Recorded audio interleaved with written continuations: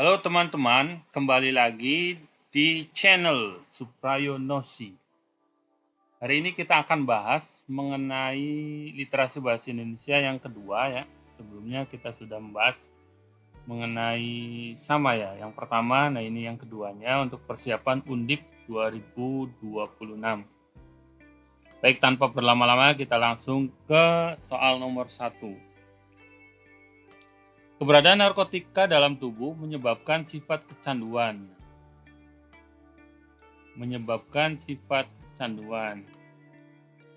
Karena jadi dalam narkotika itu, dalam tubuhnya itu nanti akan menyebabkan sifat kecanduan.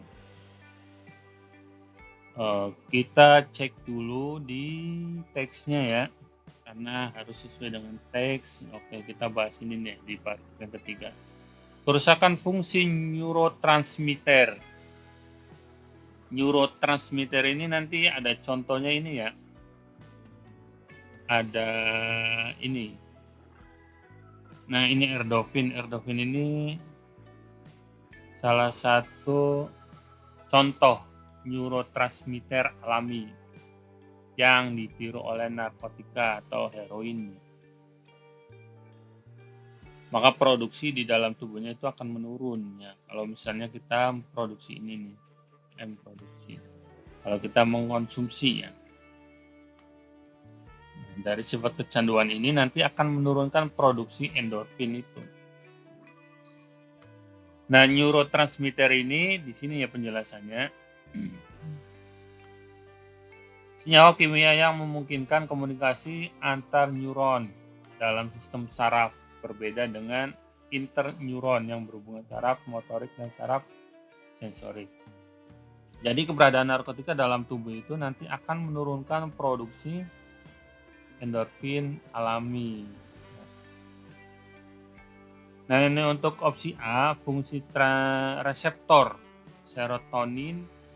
Kenapa salah ini? Karena tidak menyebutkan peningkatan reseptor ya, sebagai penyebab kecanduan. Kemudian ini juga meningkatkan kebutuhan. Karena bukan meningkatkan kebutuhannya, melainkan menurunkan produksi alaminya. Nah, ada di sini ya. Di paragraf yang ketiga ini nih. Tergantungan seorang pada narkotika terjadi karena tak menyucikan diri keberadaan senyawa sehingga menurunkan produksi ini ya.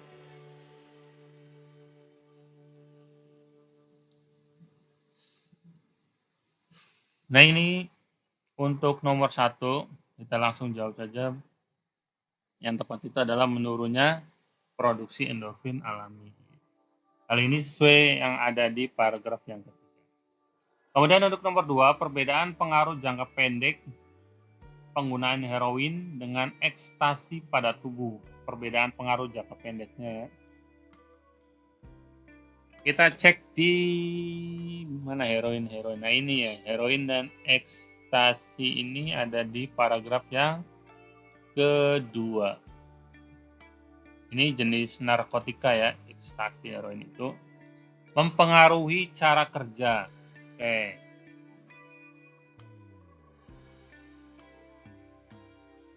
Jadi dua-duanya itu memang mempengaruhi cara kerja neurotransmitter ya.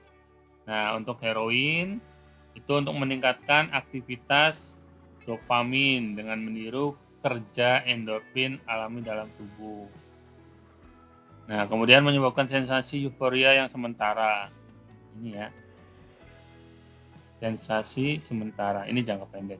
Tetapi penggunaan secara berulang dapat merusak sistem. Kemudian menyebabkan ketergantungan. Oke.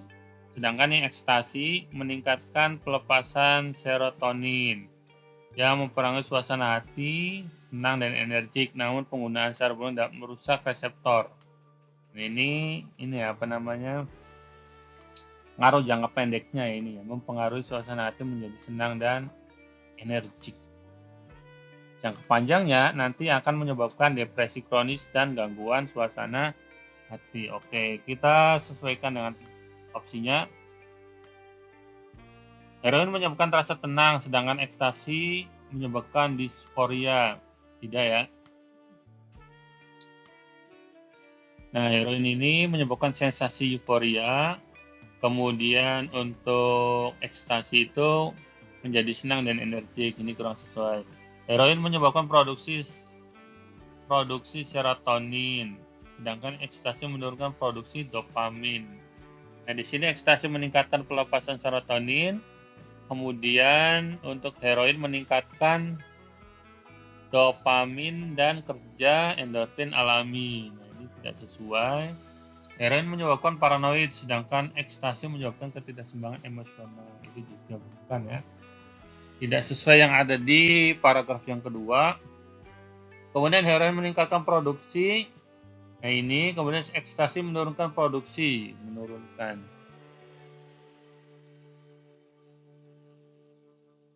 Nah, kalau ini fungsinya ya, bukan pengaruhnya. Kemudian heroin menyebabkan, nah ini ya, menyebabkan sensasi euforia, betul ya.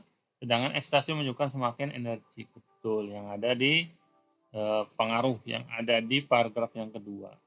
Jadi untuk nomor 2 jawabannya adalah E. Yang lebih tepat. Kemudian nomor 3, heroin dapat mempengaruhi sistem saraf. Sistem saraf. Nah ini juga pembahasan mengenai heroin ada di ini ya, masih yang kedua. Heroin dapat meningkatkan aktivitas dopamin. Mana saraf sensasi euforia, sementara tapi penggunaan secara berulang dapat merusak sistem dopamin alami serta menyebabkan tergantung kekurangan kemampuan untuk merasakan kesenangan secara alami. Heroin dapat mengaruhi sistem saraf karena saraf. Nah ini ya berkaitan dengan meningkatkan aktivitas dopamin. Oke, kita sesuaikan dengan jawabannya. Meningkatkan fungsi endorfin. Justru heroin itu mengurangi ya. Dengan meniru kerja, heroin meningkatkan endorfin. Kan ya? Kemudian menyerupai dopamin dan endorfin, bukan juga. Menghambat penyerapan dopamin, bukan juga. Justru meningkatkan ya, bukan menyerap. Menghambat tidak. Meningkatkan aktivitas dopamin. Nah ini, meningkatkan heroin itu meningkatkan aktivitas dopamin. Ada di sini. Di kalimat yang kedua di awal. Menghambat pelepasan serotonin, ini juga bukan. Serotonin itu nanti ada di ekstasi. Jadi jawaban nomor 3 itu adalah D. Sesuai dengan konteks paragraf yang kedua. Kemudian untuk nomor 4, fructofuranosa adalah molekul. Nah ini ada di paragraf yang ketiga ya ini. Fructofuranosa ya.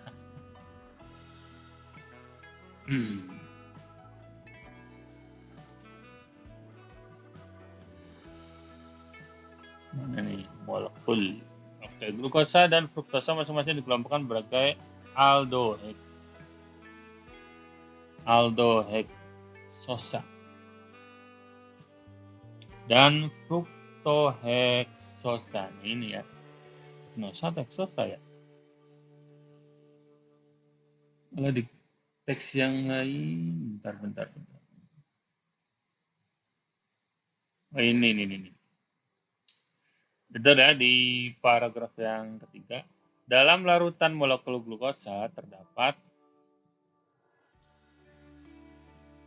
glukosa dapat berada dalam bentuk rantai terbuka atau membentuk lingkar sebagai cincin piranosa sehingga dikenal sebagai glukopiranosa. Hal yang sama juga terjadi pada fruktosa yang rangka lingkarannya disebut sebagai furanosa. Nah, ini gabungan berarti ya, fructofuranosa. Kalau kecil konsumsi secara berlebihan akan menyebabkan penyakit. Berarti fructofuranosa itu gabungan antara ini ya, fruktosa. Fruktosa ini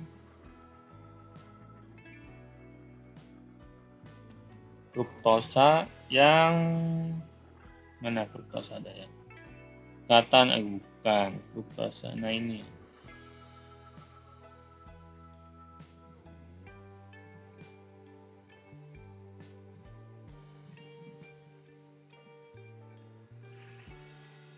Nih. Hal yang sama juga terjadi pada fruktosa ini. Fruktosa.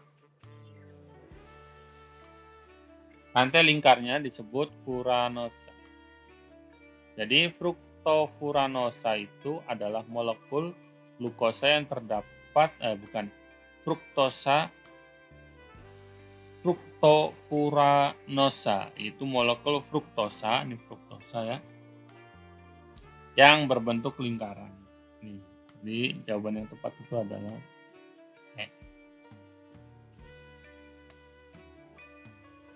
Kemudian untuk nomor 5. Perbedaan antara sukrosa dan glukosa.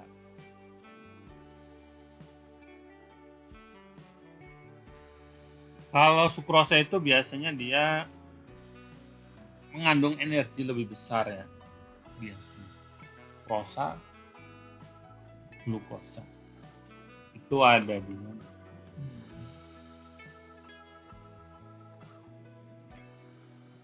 Jadi paragraf yang pertama di sini coba dulu. Glukosa adalah karbohidrat sederhana yang merupakan monomer yang digunakan untuk membentuk polimer karbohidrat. Glukosa dapat langsung dipolimerisasi menjadi selulosa untuk menunjang perkembangan tumbuhan atau disimpan sebagai cadangan makanan dalam bentuk amilum. Oke, kita ini dulu ya. Bahas di opsi A. Sukrosa memiliki massa molekul lebih rendah. Ini molekul, bukan maksudnya sukrosa itu adalah dimer, massa molekulnya pasti lebih tinggi daripada glukosa ya. Sedangkan di sini lebih rendah. Glukosa memiliki gugus keton lebih banyak. Nah, ini juga kurang tepat karena glukosa itu dikelompokkan sebagai aldoheksosa atau memiliki gugus aldehid, bukan keton, bukan gugus keton ya.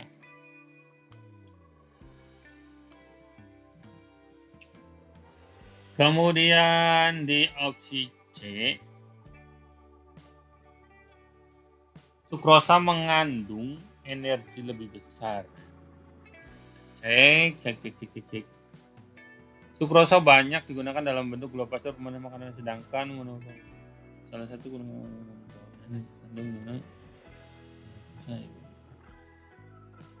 nah ini ya, glukosa seperti ini.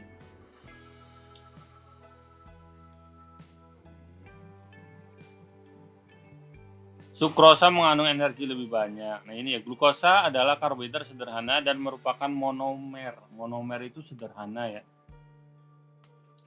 Sedangkan untuk penyebutan sukrosa itu dimer.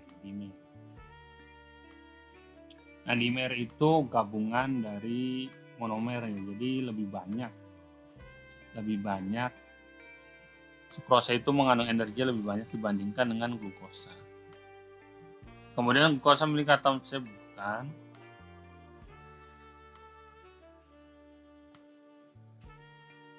Atom lebih banyak, justru glukosa itu lebih sedikit ya daripada sukrosa. Sukrosa merupakan monomer glukosa. Ini salah susunan kalimatnya ya. Harusnya glukosa itu merupakan monomer dari sukrosa, bukan sebaliknya. Nah ini sukrosanya harusnya glukosa merupakan monomer dari sukrosa. Ini terbalik. Jadi jawaban yang paling tepat itu ada di C, karena sukrosa itu memang lebih besar karena gabungan dari monomer.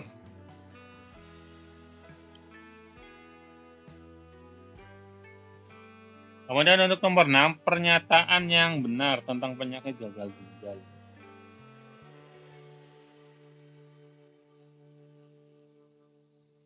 Gagal ginjal. Oke, kita cek di ini, ada di paragraf pertama. Gagal ginjal adalah organ vital yang berperan penting menjaga keseimbangan cairan internal tubuh, menyaring darah, mengatur tekanan, kemudian serta menghasilkan hormon. Fungsi esensial ginjal nih fungsinya ya.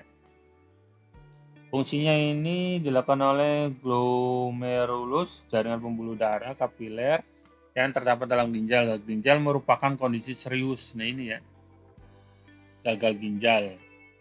Gagal ginjal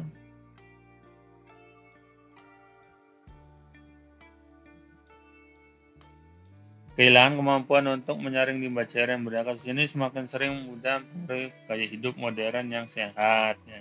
Oke. Pernyataan yang benar tentang penyakit gagal ginjal dan batu ginjal. Penyakit gagal ginjal di opsi A pada umumnya berawal dari kurang minum air putih.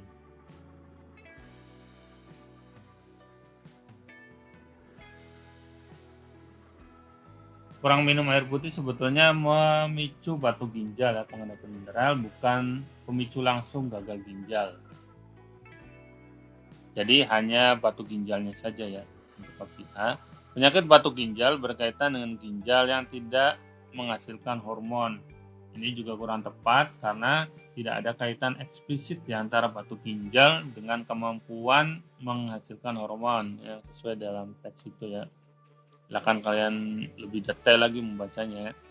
Kemudian untuk opsi C, penyakit gagal ginjal berkaitan dengan terganggunya fungsi ginjal. Oke, kita cek gagal ginjal, kondisi ketik ginjal kehilangan kemampuan untuk menyaring limbah.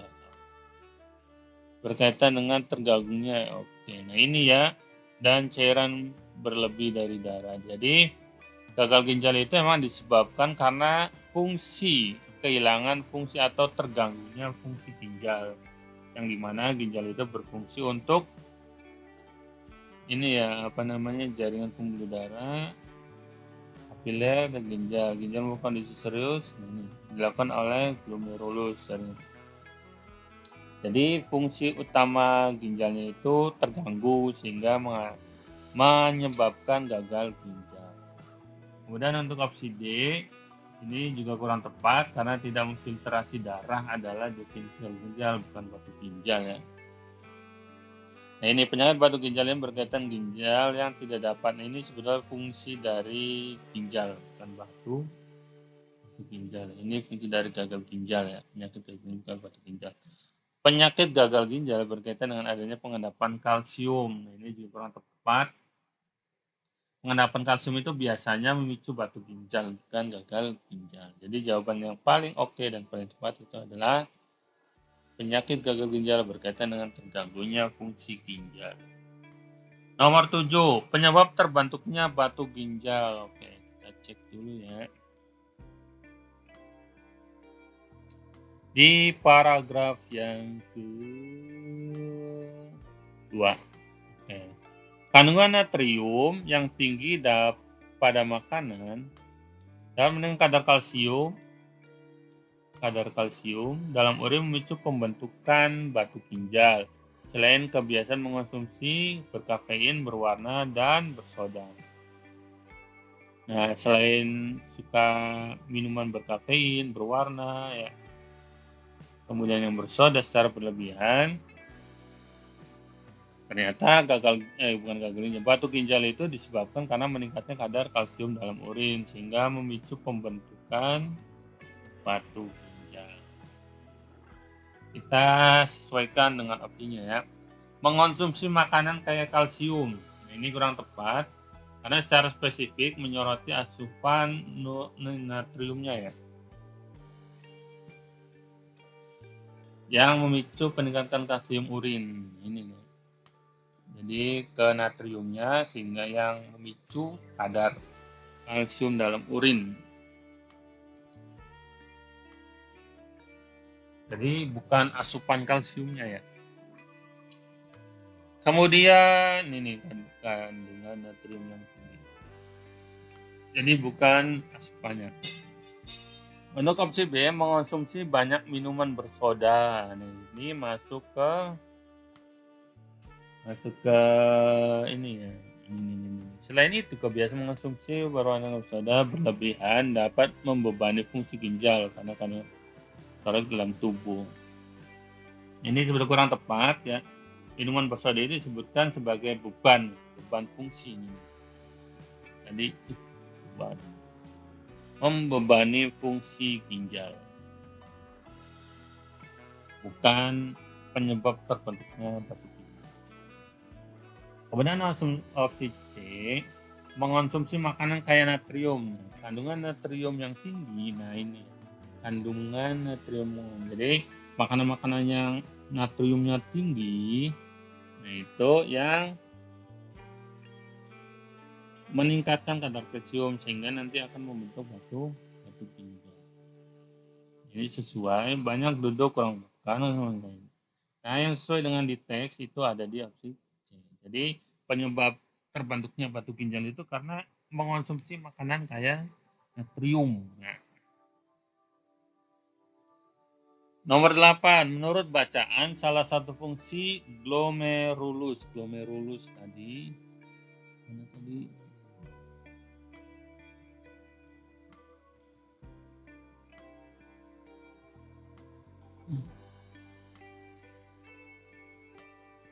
Glomerulus dalam ginjal fungsi adalah sebagai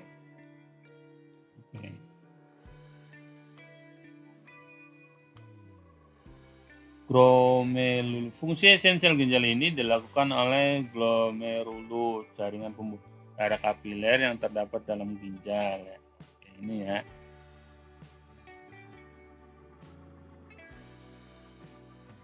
Jadi fungsi esensi dari ginjal itu sebetulnya menyaring darah yang dilakukan oleh glomerulus, jaringan pembuluh darah kapiler dan terdapat dalam ginjal. Jadi itu ya, menyaring fungsi utamanya. Di opsi A, bagian ginjal penghasil hormon. Ini kurang tepat ya, penghasil hormon. Meskipun ginjal itu memang menghasilkan hormon, tapi dalam konteks di sini itu menyoroti peran glomerulusnya ya, bukan hormon. Ada jaringan kapiler penyaring. Jadi ini kurang tepat. Kemudian opsi B, filter penyaring cairan darah. Nah, tadi ya, jadi ginjal itu sebagai filter penyaring, menyaring darah. Salah satu fungsinya mengatur tekanan darah, kemudian menyaring darah, kemudian mengatur kondisi elektrolit ya. Itu salah satunya, jadi ada di sini. Kemudian mineral pembentukan batu ginjal. Ini kurang tepat. Karena emang di opsi C, kemudian opsi D sebelum menjaga elektrolit penggantian. Nah itu kurang tepat ya, karena glomerulus itu adalah bagian anatomi ginjal, jaringan pembuluh darah, bukan mineral, suplemen atau zat elektrolit atau zat yang lainnya. Jadi bukan mineral, suplemen atau zat elektrolit. Jadi jawaban yang paling tepat itu fungsinya sebagai memfilter penyaringan cairan darah. Kemudian nomor 9, warisan utama yang ditanamkan Bung Karno, Bung Hatta ya. Dalam bidang ekonomi.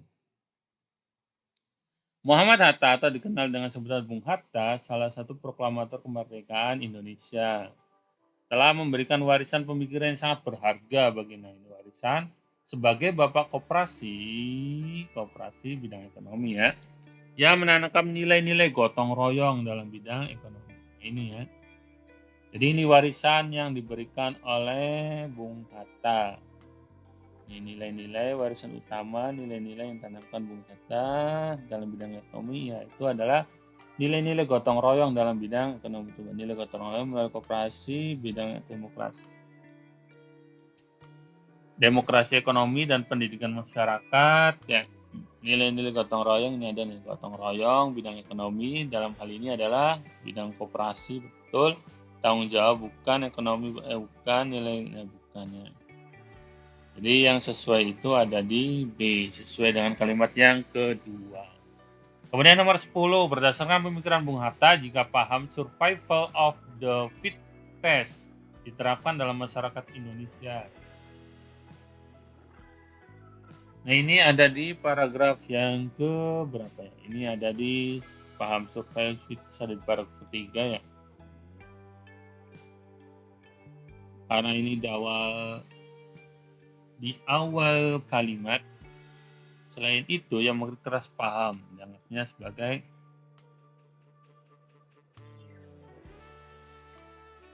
dianggap bertentangan dengan nilai gotong royong dan keadilan sosial yang menjadi inti masyarakat Indonesia. Jadi berdasarkan pemikiran Bung Hatta, jika paham survival itu diterapkan dalam masyarakat Indonesia itu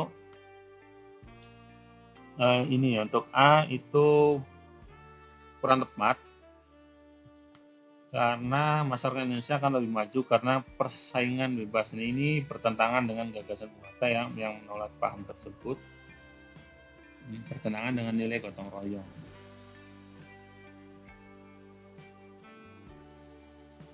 Kemudian opsi B, nilai kolektivitas dan keadilan sosial akan tergeser oleh individualisme. Ya. Selain itu, yang mengerti keras survival of the fittest. Ini emang konsepnya konsep individualisme.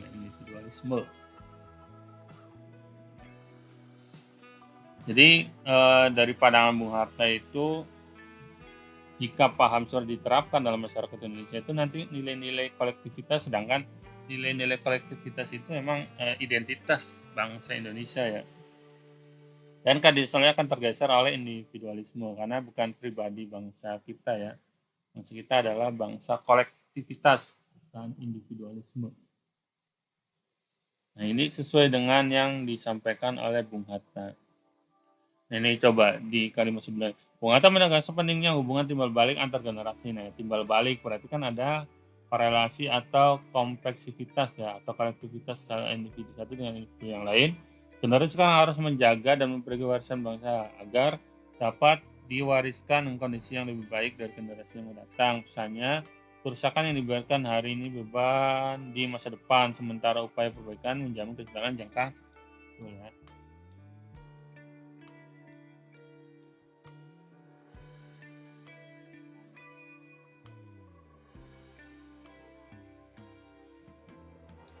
Nah ini, jadi paham ini tuh nanti bertentangan dengan nilai gotong royong. Jadi kalau misal dilihat dari konteks ini, gotong royong kan semakin kuat tidak ya, karena bertentangan. Perekonomian akan menjadi lebih stabil tidak juga ya, tidak sesuai. Perekonomian semakin mandiri dan tidak tergantung dengan negara maju. Kita negara ini ya masih butuh dengan negara-negara yang lain. Jadi jawaban yang paling tepat berdasarkan yang ada di konteks paragraf yang ketiga itu ini ya, nilai kolektif keadilan akan tergeser oleh individualisme. Kemudian nomor 12, menurut bacaan salah satu sektor yang akan mengalami imbas negatif kenaikan PPN terhadap UMKM.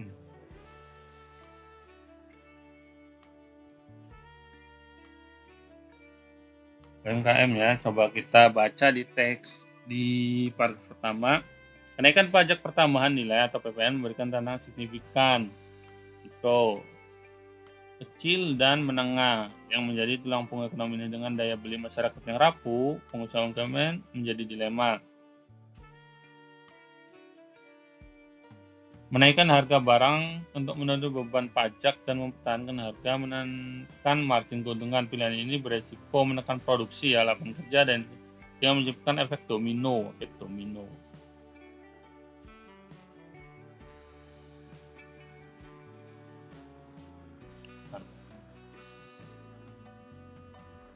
Efek domino pada sektor ekonomi lain seperti retail, modern, dan manufaktur. Salah satu sektor yang akan mengalami imbas negatif untuk A, sektor logistik. Untuk B, pertambangan.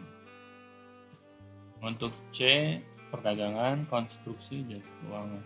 Nah, yang berkaitan dengan UMKM itu ini ya, Ini kaitannya dengan perdagangan, pengusaha rapuh ya. Kemudian retail itu ya Maret dan sebagainya. Ini ada di dagangan.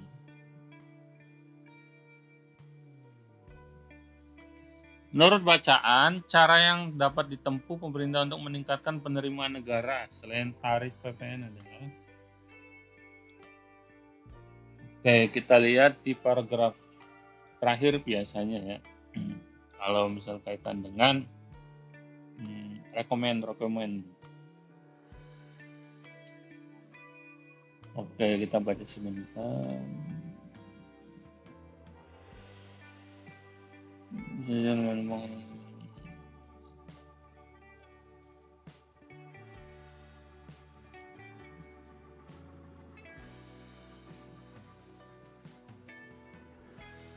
Nah, langkah pertama ini ya.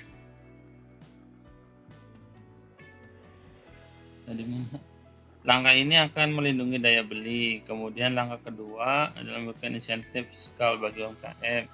Langkah ketiga, melakukan reformasi pajak yang lebih adil. Nah, pemerintah perlu memuas basis pajak, mencegah penghindaran pajak untuk beban secara merata sehingga kenaikan PPN tidak sepenuhnya membebani konsumen. Nah, kalau yang dilihat dari ini sih, untuk opsi A menaikkan tarif pajak, tidak ya. Ini tidak sesuai. Yang ada di paragraf terakhir, mendorong masuknya investasi yang lebih banyak. Ini juga kurang sesuai.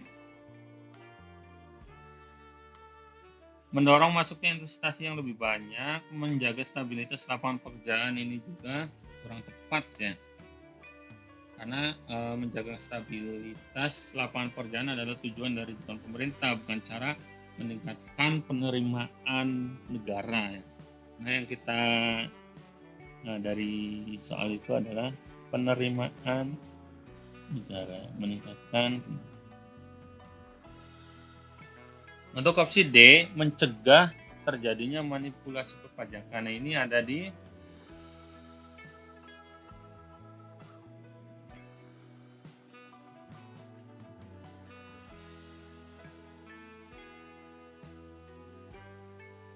ini ya. Bukan penuhnya. Oke. Nah, ini ya, mencegah, perlu memperluas basis pajak dan mencegah penghindaran pajak untuk beban secara gitu. Nah, ini ada ya, sesuai.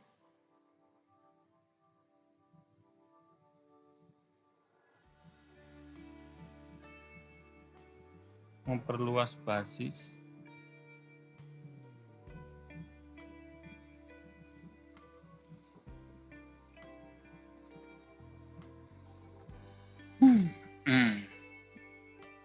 sektor kecil, pengecualian pengurangan pajak subsidi, dukungan tidak menjaga keberlanjutan dan stabilitas lapangan. Oke. Memperluas basis pajak dan mencegah penghindaran pajak. Kemudian mengurangi defisit. Kalau yang ada di paragraf terakhir, ini ya, pemerintah perlu memperluas basis pajak dan mencegah penghindaran pajak untuk mendistribusikan beban. Nah, ini ada di opsi D ya. Kemudian 13. Mengapa kabel serat optik tidak terdampak gangguan elektromagnetik?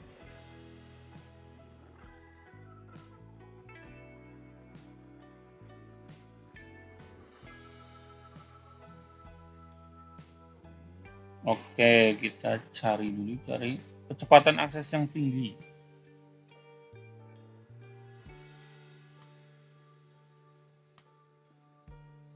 Pengguna serat optik tidak berbeda dengan kabel tembaga, yaitu menghubungkan antara perangkat komputer atau user dalam fiber optik tertentu. Bedanya adalah dengan fiber optik, kecepatan akses lebih tinggi, termasuk transfer data jika menjadi lebih cepat, sehingga kisaran gigabyte setiap detiknya. Di samping itu, kabel serat optik juga tidak melibatkan listrik, Mengapa serat apik tidak terdampak gangguan elektromagnetik? Nah ini ya. Jadi serat apik tidak melibatkan listrik, ada di sini. Jadi dia tidak terdampak pada gangguan elektromagnetik karena tidak melibatkan listrik. Coba jawaban yang tepat. Kecepatan akses bukan. Nah ini ya, tidak melibatkan listrik. Kemudian nomor 12.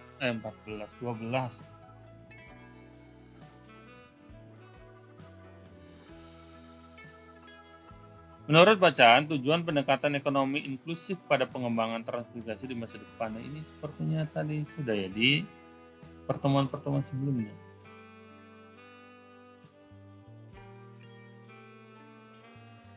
Oh, ada yang salah.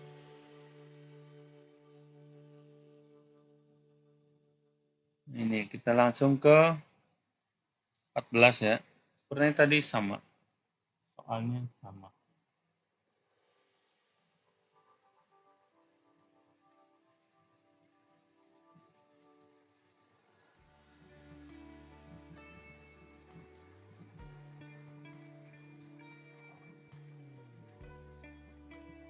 Ini juga sepertinya ada kesamaan ya. Coba saya cek dulu. Barangkali sama soal.